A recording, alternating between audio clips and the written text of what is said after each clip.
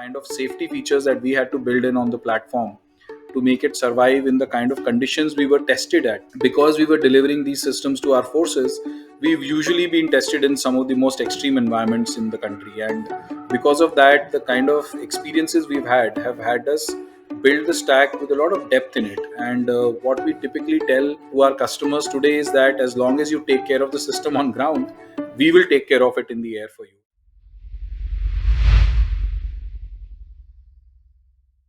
Hello and welcome to the Startup Operator Podcast. I'm Roshan Cariappa. Building a startup is hard enough, but building a hardware startup is about 10 times harder. You can't really fail fast, you can't iterate, and there's a significant cost to that failure. And this impacts pretty much everything downstream, from financing to hiring to everything else. And if you're thinking it can't get harder than this, well, imagine building a whole category by yourself. That's what Ankit Mehta has had to do with Ideaforge, India's premier drone manufacturer. Ideaforge today works with the Ministry of Defense, the Survey of India, and plenty of other government agencies and institutions. In fact, that drone that you see in the movie Three Idiots is an Ideaforge product. In this conversation, Ankit reflects on his journey of the last 15 years, what it means to build IP in house, working with customers to develop use cases and categories, some of the do's and don'ts of operating in a nascent space, and plenty more. This was a fascinating conversation, one that made me feel very optimistic for the talent and innovation that we have here in India. So stay tuned. Hey, Ankit, welcome to the Startup Operator Podcast. Thank you so much for making the time. Thanks, Roshan. I think team was quite excited to have you reach out to us. So very happy to be here. Yeah, I think the space in which you're operating is so interesting and so much has happened, especially in recent times. We'll get to all of that. But just to set context, right, the year 2008 is kind of special for you. You know, your founding team at IdeaForge had been tinkering, building for about 3 or 4 years before that. But that year changed things, right? A couple of things happened which completely changed the trajectory. Can you walk us through that year, what exactly happened, and how you went from idea to product to company?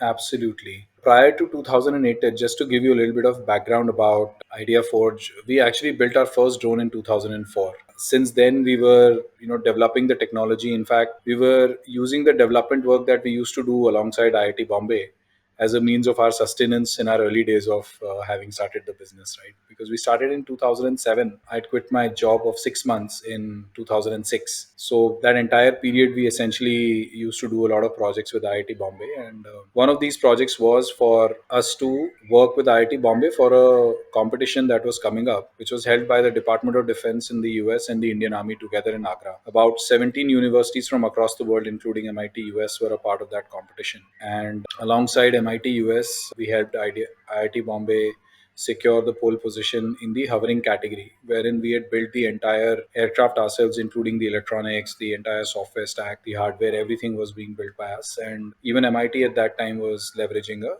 off the shelf platform and doing the programming mainly on that side. So in a way, it was a huge validation of the tech capability in this segment for the first time in India. And when a lot of folks from the defense and MOD looked at the effort, they were quite excited and they ended up asking us to essentially deliver some of these autopilots to them that could help them close some of the programs that they had taken up for drones in those early days of experimenting with drones. So that was a sweet entry point for us in terms of being recognized for the tech we had built, as well as getting a lot of inbound for working on this technology for our autopilots and stuff like that. And then in 2008, while all of this was happening and we were building drones, various prototypes, models were built, we were testing a lot of these things. The attacks in Mumbai happened, and when those attacks happened, I distinctly remember being on a call with my team, and I was somehow not in Mumbai when the attacks were happening, but I was on a call with the team and we were ruining the fact that we had a tech which could have been useful when we were hearing news of the naval choppers trying to look into what's happening at the third and fourth floor of the Taj Hotel or the Chabad House. We were thinking that, this is a job that a drone could have done very easily, but somehow we missed being able to help. And that's when we determined that perhaps, one of the first people to get dibs on this technology would be our forces. And we started building our drones for Homeland Security from then on. Fantastic. I think, defense indigenization, I think, is a whole topic by itself. I think It's tremendous that we're actually trusting Indian firms to build R&D and build IP actually. And it's amazing that Yeah. IdeaForge is at the forefront of that. That really makes me very happy. Now, building any startup is hard enough, right? But building a hardware startup is like 10 times harder. You can't ship in a typical lean startup fashion because the cost of failure is so high, right? I mean, you can't do this whole fail fast methodology that people adopt. You can't do this MVP sort of a thing. And there are other very significant nuances. Could you talk to us about some of those nuances? How are you different from a typical consumer startup or something like that? So, if I were to reflect back on the journey, I think I often use this example that we are like a tiger out of his cage in a zoo. Everybody admires you, but nobody wants to come near you. And that's because hardware was so enigmatic in these early days of the startup ecosystem that nobody understood how to value a hardware startup as well as whether it will fail or it will scale.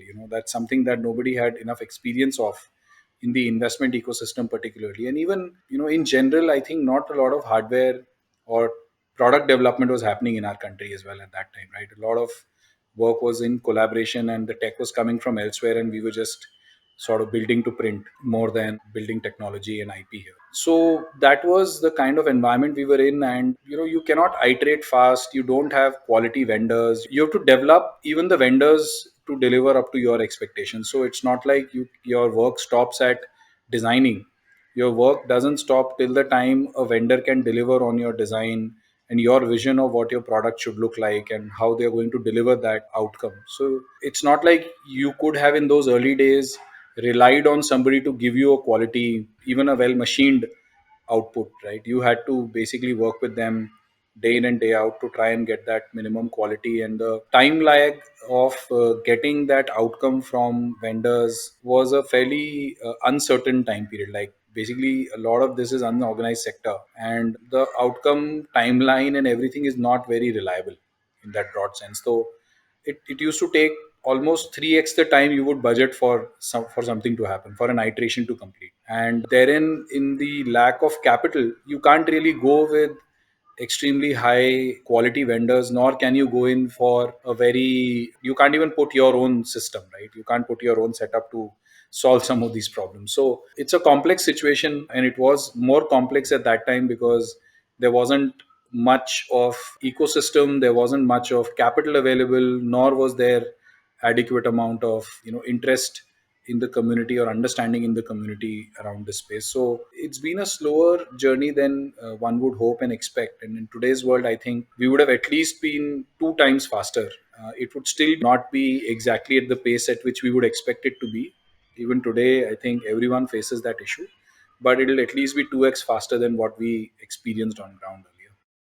Right. And I think the other sort of design choice that you've made is to build full stack proprietary tech, right? All of it in house. And you've always considered IP to be a differentiated sort of a value prop in that sense. You've not, bought stuff off the shelf, or you've not imported stuff from, China or elsewhere and, branded or distributed it, right? What are the consequences of that choice? What are the pros and the cons you've experienced, out of that choice? So a little bit of that choice was, a necessary evil in those early days. So I remember when we were building our first prototype in 2004, in a quad rotor that you typically see in a wedding, there are four rotors, right? And these four rotors have to spin in opposite directions to be able to control that aircraft. When we were building our first drone, there were no counter rotating propellers easily available in the market. And we had tried to, turn the entire radio controlled hobby market upside down in trying to find those propellers which could be doing that counter rotation and be of the same sort of make in that broad sense. So those were the kind of times we started off with, where even that kind of thing was not available. There wasn't any open source autopilot ecosystem to leverage or lean on. There wasn't an open source software to lean on as well. So a lot of this development that we did started off in that era, in that broad sense. And progressively, as we kept adding experience to the work that we are doing, we realized that that experience is over a period of time making this stack very, very robust. So our customers have done over 2.5 lakh flights on our systems, and the systems have worked and have given us experiences that probably a lot of players are going to get into those situations significantly later in their journey as compared to when we got into it. And therefore it became very robust, the kind of safety features that we had to build in on the platform to make it survive in the kind of conditions we were tested at. Because we were delivering these systems to our forces, we've usually been tested in some of the most extreme environments in the country. And because of that, the kind of experiences we've had have had us build the stack with a lot of depth in it. And what we typically tell to our customers today is that as long as you take care of the system on ground, we will take care of it in the air for you. And therefore we take a lot of responsibility of what goes up in the air. We try to build it to a very high standard, and that's probably been possible because we had a stack that we had full knowledge about. We knew exactly what to tweak in the stack to mend an issue or to bring in that differentiation that would ensure that we are able to perform better than everybody else.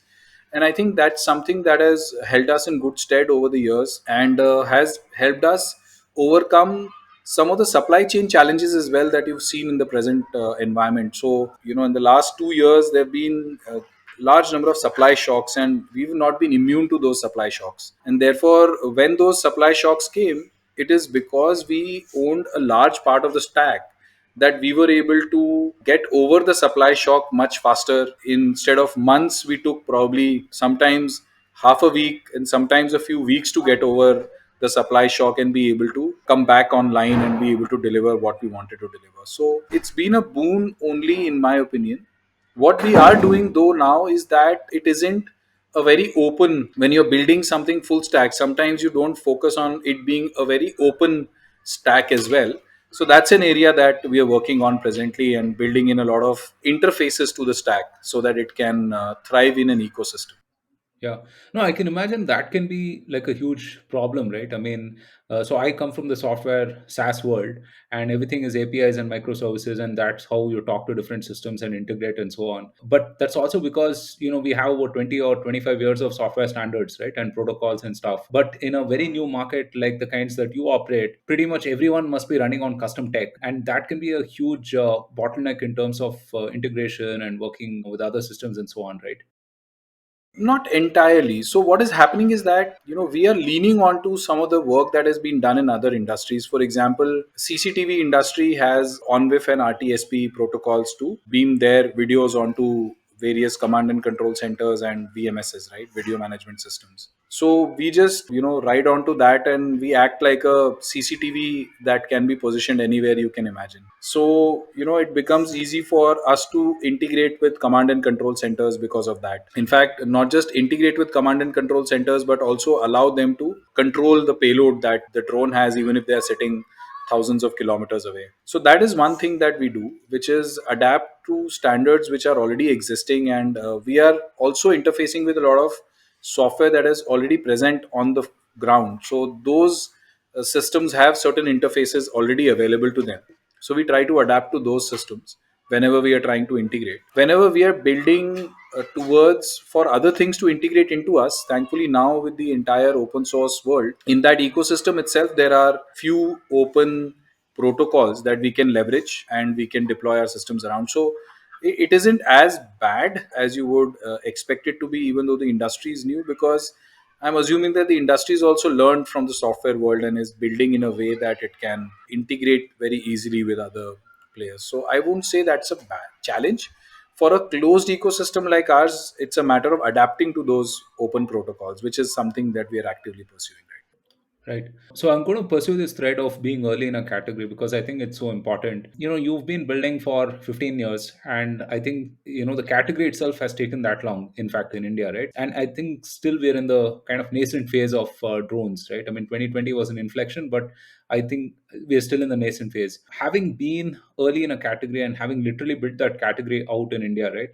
What are some do's and don'ts of operating in a nascent category for people who are in similar situations, perhaps who are early to the market? What is your advice to them? So, just to set the context of how early we were and how we, in a way, pioneered this space, is that an early prototype of ours was in the movie Three Idiots. Apart from the fact that we were talking about 2008, it was actually an early prototype of ours, which, in a way, we can say that sparked the nation's imagination on this category of systems, right? In terms of advice, I would say that in an industry which is very hard to break into, industry which is very hard to get a lot of support in terms of capital availability and ecosystem not being present, I think it is extremely important to make something desirable from day one, and something that you can sell at a price that allows you to survive and allows you to build the next iteration that you are working on or you want to work on. Because it is very clear to me that usually the first iteration is not hyper successful. You're learning the ropes, you made too many mistakes, and by the time you get to releasing it, you realize that you're sort of, you have to ship it, but you don't have, too many options, and you know that there is something that needs to be fixed yet. So you need to earn enough in a tough industry to be able to build the next version and to build the version after that. So at least 2 to 3 iterations is something one should keep in your bank to be able to deliver. And if you're bootstrapping, then there is more likely that you'll have to do it with your own capital. So building something that people want, making sure that that is something that will sell, earning enough money from it, and not trying to assume that on day one you can match, let's say for example, what a car company can do in terms of margins. Like a car company can genuinely survive on extremely low margins because they are hyper optimized in terms of what they are building and how they build it, and the demand supply, everything is significantly more stable there. But if you're creating a category, literally you have absolutely no idea, you have no clue about what's going to happen, when the order is going to come, and you have to find a way of surviving that entire winter, right? So I think knowing that you'll have to do at least 2 to 3 iterations to get your product market fit, knowing that unless you make money, particularly if capital availability is a challenge, then you have to earn money of what you are building, and that has to be priced in a way that can help you survive and continue to invest in tech. And last but not the least, I think don't do it without a team. That's all. You need a team. Without a team, it's kind of hard to survive a new space. Yeah, I think that's blanket advice for startups in general, right? Because it just saps so much off you. So, in a new market, you'll also have to educate your customers about what use cases are possible, right? Drones, I mean, I think some of the most obvious ones are security, surveillance, mapping. I mean, these are the obvious use cases. And of course, I mean, post 2020, we are seeing like a lot more, right? I mean, whether it's remote monitoring or whatever else. How do you think about developing these solutions, and how do you think about customer acquisition in general? One has to think about what is it that we are selling and how do we make money, and more than that, how do the customers leverage the system, and how do the customers estimate their return on their investment, right? For example, if somebody was a final end user of a drone tech, then how is he going to use it, and how is he going to get a return from his investment, in particularly a B2B space, is something you have to think about deeply, and you have to solve for that.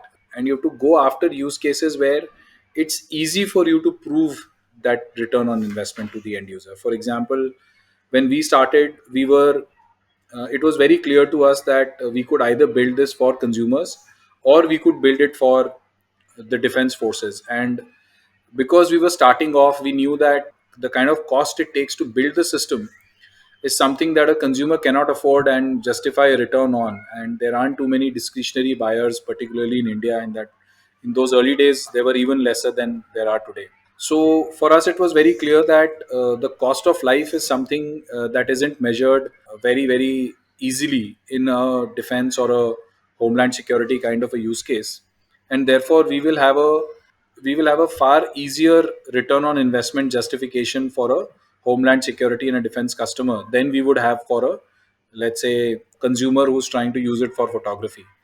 And therefore, with that in mind, knowing that we could not get the kind of support from the ecosystem as far as capital is concerned to directly go and build the kind of environment you need to build for a hobby system or a consumer system, we had to very appropriately size and price the system, make sure that the customer will be able to value and derive value out of the use of that system. And those are the broad ways in which you ensure that the product has success to whatever extent it has. Yes, I mean, if you are expensive, you will not have a very large set of adopters initially, but anyways, it's not a product that everybody is going to adopt. Right? Everybody is not in that mental journey to adopt a product like a drone. So it's only the early adopters and the visionaries who will buy the product initially. And to those people, cost is, or the price of the product is not as crucial as is the experience of owning a device that can create a new experience for them. And for them, you have to price it in a way that you can build onto the feedback that they will give and build another iteration that will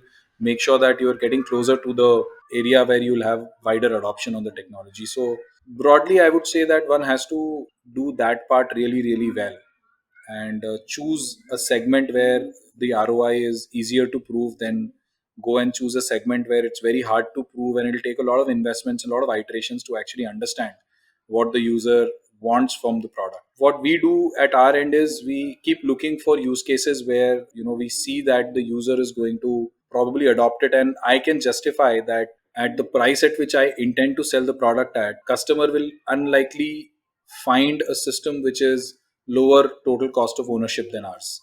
And we try to optimize for the total cost of ownership. And one of the key areas for us particularly is that, is the use case really a very high frequency use case or not? If the user is not going to use the system enough, then it's going to be very hard for him to invest in the system, particularly a system that promises a very high performance, a very high reliability output to him. And therefore, we chase those kind of applications more than other applications, and that's how we estimate which one to go after. And have you really productized for certain industries or certain specific use cases? Because you mentioned iterating along with the customer, right? Because it may not be an exact fit and may not be a horizontal solution as such. So you have to work closely with the customer to get a sense of what exactly their requirement is, and then really build along with them. So have you sort of productized the offering for, let's say, certain use cases like surveying or defense or something like that? Yes, yes. So what we do is that we don't try to build a system which is generic and you throw it out there and anybody will pick up and use, because for that there is a lot of competition, a lot of hobby products are available, and for people to experience a new use case, it's a far cheaper way of doing that. But when the user wants to solve a specific problem, and he wants to do it such that he's actually able to get the final result that he wants for that use case. For example, in surveillance, it is not enough to have a pretty image. So most hobby products are optimized for a pretty image, whereas a surveillance user is not really as worried about how pretty it looks, but he's really worried about whether he can infer enough from it to take action or not. So for him, it is more important to see what somebody is holding in his hands versus how good he's looking in the image, right? So the context completely changes, and for that use case I have to go as close to the subject as possible. But as a device which has to fly out of earshot, I can't go very close as well. So I have to zoom in enough so that the user is able to identify what the person is holding or what he's doing, and then take the decisions accordingly. So I think you have to go very, very specific for the job that the user wants to get out of your product. Now, what you do typically is that you build for a use, and then you see who else has this use, who else is looking to get the same job done. I might have thought of building this for homeland security to begin with, but you find that a lot of enterprises also have a very similar issue, because they are also operating out of certain challenging environments. They also have porous perimeters. They have a lot of issues around not having eyes everywhere and still getting a lot of challenges around safety and security. So that same product is relevant for that user as well. So usually when you go deep, solve for a specific use case, you build a great product that really does a job well, and then you often find that other people also want to get the same job done, and you are able to expand your market in that fashion. And that's been true for us across board. Like, we've built it for surveillance, we've built it for mapping, again a very specific use case, that we need to do survey grade mapping, because there were certain programs that Survey of India was delivering. They wanted drones that could do survey grade mapping. Now, to deliver survey grade mapping, you need to be very, very specific in what you do and how you deliver it to the end customer. So you build for that, and then now when you have built it, you realize that that same output is very, very useful for even doing, let's say, volumetric estimations, because the accuracy is so high that volumetric estimations are fairly accurate. You can do it for various other as built scenarios or project progress monitoring or other use cases. So there is a lot of similarity in what you end up doing, but you first go and build it for somebody and do it really well, is what we've tried to adopt in our environment. Right. You work with government and government agencies, right? Whether it's the Survey of India or the Ministry of Defense and so on. A lot of startups are skeptical of working with the government for various reasons. I mean, whether it's the fact that, they may be slow moving, bureaucratic, or plenty of other things, right? From your experience of having worked with these government agencies, what are some do's and don'ts of working with these folks? So what happened when we started the company was that one of our advisors, who was a senior professor at IIT Bombay, he told us that, Ankit, do everything but don't get into a project relationship with the government, because what happens in a project relationship is that the specifications are very fluid, and you sort of get into a quagmire that you're not able to get out of, because the scope keeps creeping, and it's kind of a very difficult scenario where you get into expectation mismatches, because the scope is never very clear in any project in that broad sense. So that advice really did us, it held really good with us, because we never got into a pitfall where we were not able to deliver something to the end user, because the expectation was very clearly set out in the specifications of what the customer wants. And once the expectation is very clear, you can chase that and you can deliver it very, very effectively. It's only when the scope creeps that it becomes very hard. So doing products with the government is, at least in the early days, is, I think, very, very relevant. And not getting into projects which can be open ended is something that really keeps your stress lower, because it's a product that has to deliver to a certain specification and you qualify those specifications. A lot of government process protects you as well, so you don't get into a lot of subjectivity in the outcome there, and that is something which again is been very useful. So you don't get stuck into a scenario where, if you've delivered on what you had promised to deliver, your money gets stuck for over unreasonable times. Like, it's not like it'll never come. It will always come. Now the time of when it comes is probably equally fluid in enterprises as well at times. So I wouldn't say that it is worse than what you experience in enterprise. It's pretty similar, actually. For us, it's been like that, at least. Because also we were building something which was very new, very modern. There was more curiosity, and there is probably more generosity on the other side, looking at a new technology and a new use case so far. So it's been fine. It's not been as big a challenge, but we've always stayed away from projects. Right. And also, I think from a government perspective, we've done a complete 180, right, in terms of policy, from having banned drones at one point to today actually having this new drone policy where we're looking at, how drones can be a lever for growth. Can you talk to us about some of those policy aspects and how the future looks super interesting because of all of these developments? Absolutely. I think this is something that I've often repeated in many forums, which is that before the pandemic, this industry was a good to have industry. And everyone was like, okay, I want to buy drones, looks interesting, but I'll try and find some budget to buy it, kind of a thing. So it wasn't really something that people were dying to buy, but everyone was curious about it. So there was a lot of work happening to quench the curiosity. But when the pandemic started, I think the mindset completely changed, because suddenly now being in a containment zone was a threat to the people who need to protect us and all of that, and that sort of opened up the whole homeland security regime. And the government for the first time started giving exemptions, which was not happening earlier. Then the government announced the Swamitva scheme. Then we fortunately had for the industry, we had the Galwan incident happen. But that just sort of woke up everybody that we just didn't have eyes on the border, and apparently the other side was also using these systems, and we didn't have any at that location. And then we had the Armenia Azerbaijan war. So one incident after another, not just local but global as well. I think the industry moved from being a good to have to a must have, and the government opened up the use of these systems through exemptions. So there was a pressure on the system as well, that you can't have an industry operate on exemptions. So something new had to be done.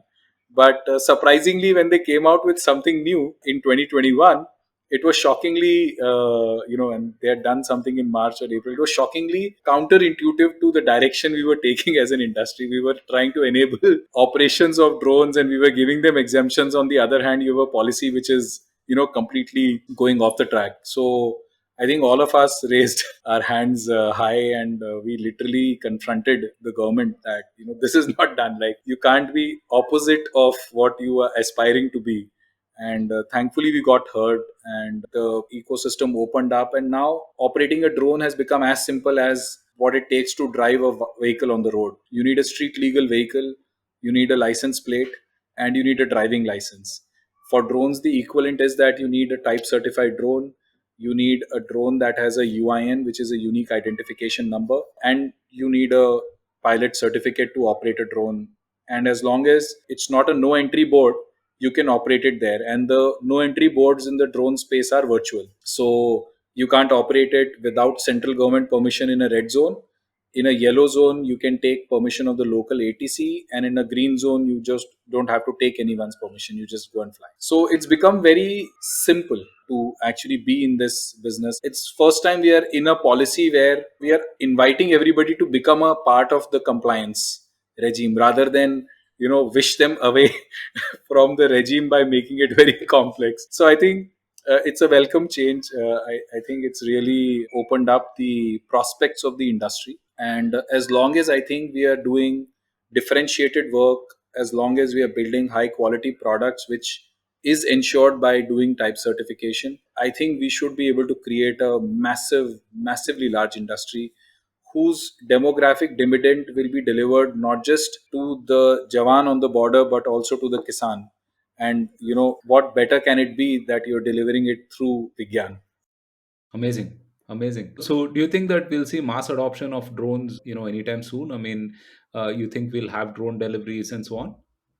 So doing a delivery is not a problem now, right? So regulations don't place a restriction which is specific to delivery. Obviously, it places a restriction that you can't carry anything harmful, but that restriction exists from other laws as well. For example, Arms Act prevents you from owning weapons or owning ammunition and stuff like that without proper licenses and proper tracing, right? So those restrictions exist from other laws. So as such, there is no issue now in some of these green zones and other areas that I'm speaking about. So it can be done. That's not the problem anymore.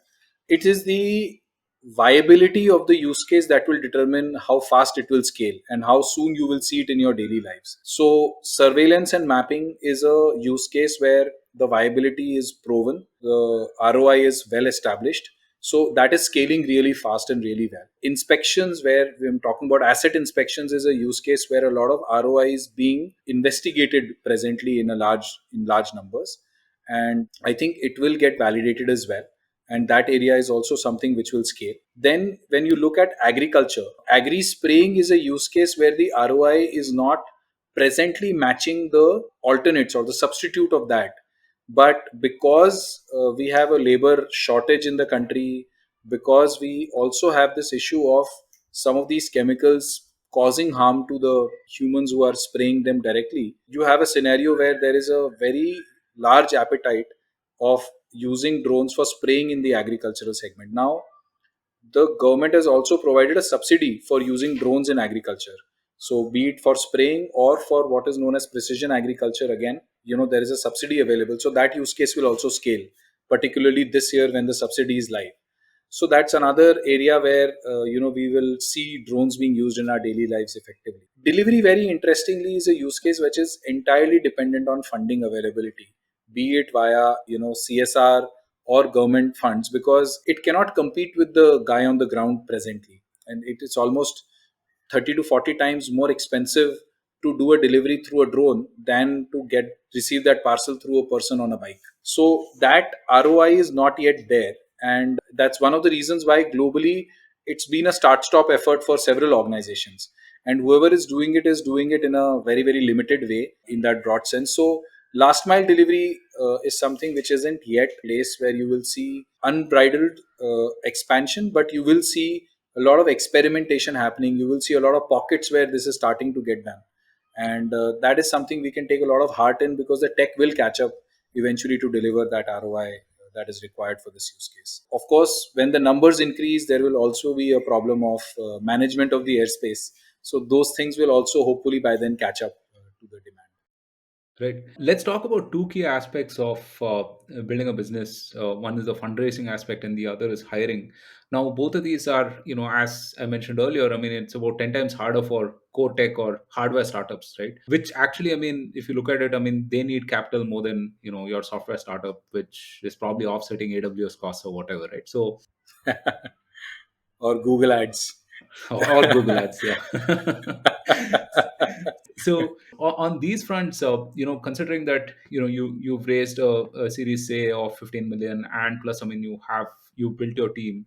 Any pointers on both of these fronts? What can startups do both on the fundraising aspect and also in terms of developing talent and so on?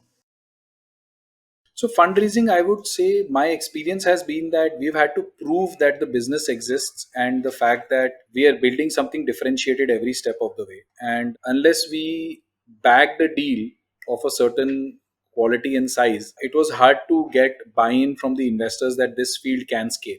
And every time we've had a sort of a jump in that validation, I think we've also seen a jump in interest in what people want to do with us. So funding has been like that. The other area has been that we were building something differentiated, and the differentiation, when you look at in deep tech, people genuinely compare you with global players. Like, they don't compare you with local players. They will make sure that global players are you're compared with. And when that happens, you have to stand your ground. Your tech has to stand ground and has to prove itself, and we've had to do that every step of the way, not just an obvious comparative, but literally having done tech diligence on us to prove that yes, we built something differentiated. So I think that's again something that's really helped us tremendously in this space. And last but not the least, I think good things will happen if you can survive. I think there is a lot of merit in survival, and if you can survive, then you're probably doing something where people are giving you some money to stay alive, and you just have to get it from your customers. And I think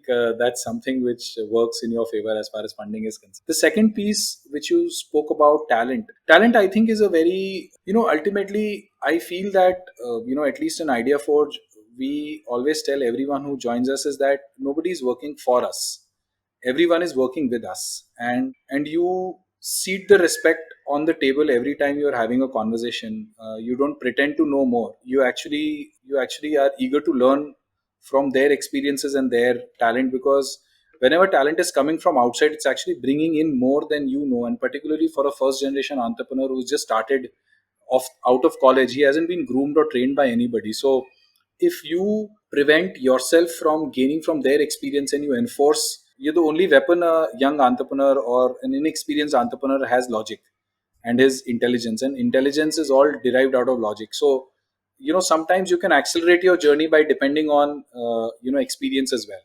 So I think, as long as you give experience the right, you can say, roof to thrive in, as well as you use your intuitive ability as an entrepreneur to contextualize that experience to your environment, I think you are able to build a team that really appreciates being a part of that community, where everyone's essentially focused on doing the right thing for the organization rather than doing the right thing for optimizing individual or personal gain or personal value. So that's something that's been very useful. Sometimes, the kind of advice you get from your advisors and investors at times, when they give you sometimes those rude awakenings that they've not invested in your learning, they've invested in their return.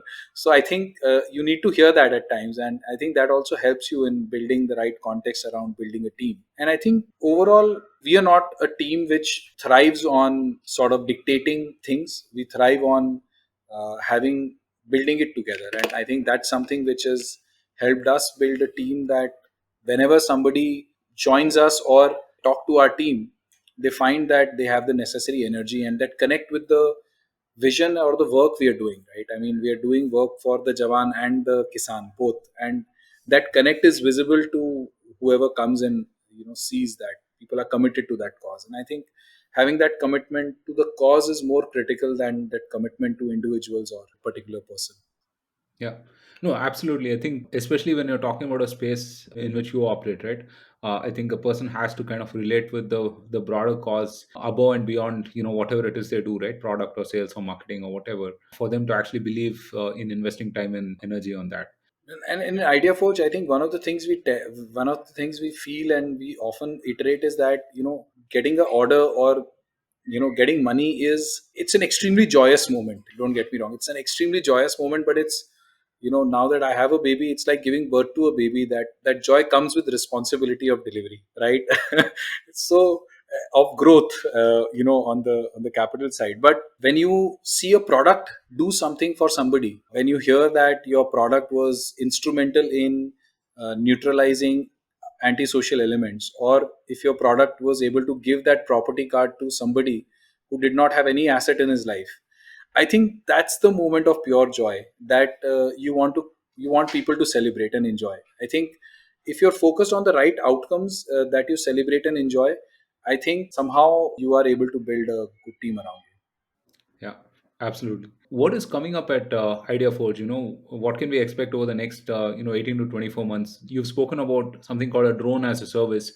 So will you be operating like an Uber type network of drones at any point in the future? I think that's a very interesting area that a lot of people are working towards. And I think what we are doing is we are enabling a lot of that with our hardware.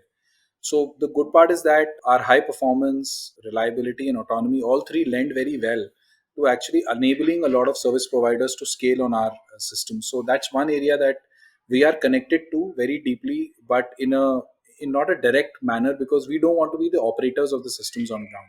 It doesn't lend very well to scale in a product company when you become the operator on the ground as well. So that's something that we will enable in a big way. One of the areas that we are working towards is, of course, once you are in a category of systems that is relevant for the market, you know that there is a product market fit here, it's selling well. You have to iterate through that product to make sure that every iteration delivers more and more capability to the ecosystem, and not just delivering more capability but also unlocks more use cases. So you can have more payloads that address more use cases. For example, can you do asset inspections in the future? Can you do also delivery in the future if you require, or can you do multispectral imaging? So there are so many use cases that you can open up with every iteration of what you're building. So iterating on your existing product line is something which is very important. Equally important is also to try and open up more areas, because it's a very interesting industry where in B2B you can't push adoption, you can't viral adoption in B2B. B2B adoption is, it's a measured scale up, right? You can't just go deep in one segment and do that one thing, because the adoption will happen at its own pace, and it is happening maybe 20 times more rapidly than it used to happen earlier, but there'll still be a certain pace. So therefore you also need to open up a few more categories as far as these systems are concerned. The other imperative we see is integration. We want to integrate with a lot of end users. We want to make sure that we are embedded in the workflows of our customers, and we become native to their use case and their workflow. So I think that's these are a few areas that we are focusing on: opening more use cases, building new categories, as well as being going deeper in their customers ecosystem. Right. At every stage of the startup journey, the founder has to kind of reinvent themselves. It's been about 15 years a journey for you, and you've done a tremendous job of getting this far. You've learned plenty of things on the fly. What is something that Ankit 2.0 has to have in order to enable the next leg of growth? I think from my perspective, I think it's going to be imperative for me to be able to sort of manage a larger category of systems and a greater diversity in what we are offering to the end customer. And I think enabling that is going to be something which is very, very, very important. And for doing that, building a team, finding a way of making a lot of individuals responsible for certain projects, programs, certain divisions, and to manage through that is something which is going to be the next phase for unlocking our growth. And I think slowly and slowly putting that together is going to be critical. I think there is also a huge talent war going on right now. So, so a lot of times you have to reinvent yourself from saying that you have to recalibrate your thinking in saying that what is a talent genuinely worth in terms of capability, because surprisingly capability hasn't scaled as fast as the cost Capital has. has, yeah. Right. So that calibration is something I have to still get over with. Not to say that people deserve or don't deserve, but that change has happened too fast without change in capability. And I think that calibration is not going to be hard for anybody. And this industry doesn't get that kind of capital to sort of just go after it at any cost, because you have to maintain fundamentals ultimately. So I think that calibration and understanding how to do that well is something we are still working towards. But it's not very challenging. I think we find some genuinely great talent, but we have to wait a lot for that. Yeah. No, I think that's a mindset shift that all of us are making, just given how 2021 was. Hey, this has been a fun chat. I mean, I've learned a ton of things. Before we leave, any books or podcasts that you would recommend to our audience? I think there's Masters of Scale that I found was very interesting a couple of times that I heard it. Apart from that, honestly, my learning is very contextual. So I've never. So I used to, when I was in college, I used to read some self-help books and some management books. I thought they will help me, but usually I used to come out a little depressed because I couldn't implement a lot of that. It's kind of hard, right? And then you feel, okay, I'm not doing this, so maybe I won't be successful. So, but what I realized, what works really well with me is that when I have a problem, then the pace of learning is really, really fast, and you absorb everything like a sponge. So for me, I think I always do a lot of contextual learning, and when that happens, when that learning comes, I think it's very useful. A lot of snippets in some of these feeds are also sometimes very interesting, like, and sometimes when they are not targeted to you, there is a lot of discovery happening in that. So I enjoy a little bit of learning around that part as well. Awesome. Hey, Ankit, this was amazing. Thank you so much for making the time. This was super insightful. Thank you. If you enjoyed this podcast, consider subscribing and leaving a review on your favorite platform. Also, get updates delivered straight to your WhatsApp inbox by clicking on the link in the description.